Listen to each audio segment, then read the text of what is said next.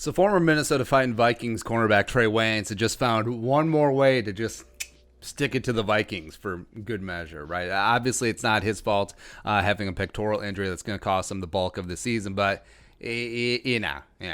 When the Vikings decided to let former number 11 overall pick in the 2015 NFL Draft take his talents to Cincinnati, signing a 3-year, $42 million deal in free agency, Vikings fans were like, all right, I mean, cool. I mean, would have liked Wayne's back, not at $14 million per year.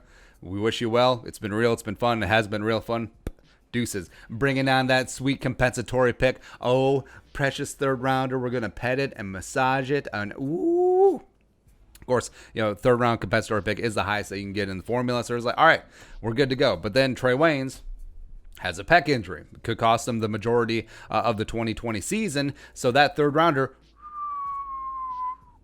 could drop a little bit. So the compensatory pick formula is proprietary by the NFL, but guys like Nick Corte over at Over the Cap did a great job approximating it. Over the Cap does great work as like a cancellation chart of compensatory picks. So when he was asked about the Trae Waynes comp pick, he said this, quote, "My 2021 compensatory picks program thinks it's highly likely that Trae Waynes' contract will now only fetch the Vikings a fourth rounder. It also suggests that about 60% of the snaps would get the contract back to a third. It seems unlikely given what's being said about his injury," end quote. So yeah, pectoral injuries, needing surgery. Going to be out a while. Then asked a follow-up question. Well, what about C.J. Mosley going from the Ravens to the Jets and missing most of the season? Ravens still got a third rounder for that. And Corday said that Wayne's is much closer to a fourth-round pick. He's like on the borderline third, fourth, as opposed to what Mosley was. It really doesn't matter.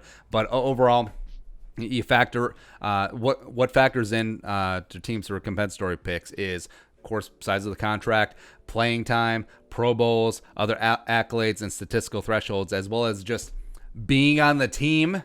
Yeah, that does factor in. So this has happened to the Vikings before when they've been absolutely just fisted out of compensatory picks. So when Slinging Sleeve Sammy Bradford left the Vikings in free agency in 2018, signed with Arizona, the Vikings were in line for a 2019 third-round compensatory pick. I mean, the Vikings were doing pretty good, right? So looking like, even though Cousins and Keenum cancel each other out, which is weird, third round comp pick, got this thing going. Baby, we got a stew going.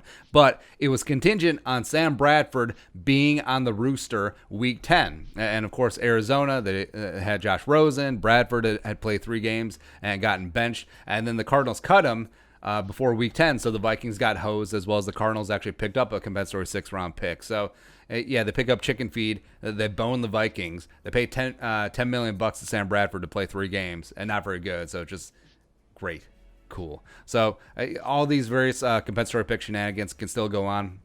Per Over the Cap, Vikings are certainly currently still in line, projected for a 4th, 6th, and 7th in compensatory picks. So you got 3 extra picks to go with the 2 extra 4ths and the extra 5th rounder that Spielman picked up in the 2020 draft, projected for 13 total picks. So even though it does suck, dropping from a 3rd to a 4th, a pretty stark difference between the back end of day 2 and the top end of day 3 talent. But I mean, Spielman is still going to Spielman, as well as the team being in potential interesting cap situation 2021, having a lot of young guys. This 15-pick draft class this year, the 12 draft pick class last year, the 13-plus draft class pick next year, having a lot of young guys on the rookie contracts that are performing well and contributing to this team, going to be a big deal.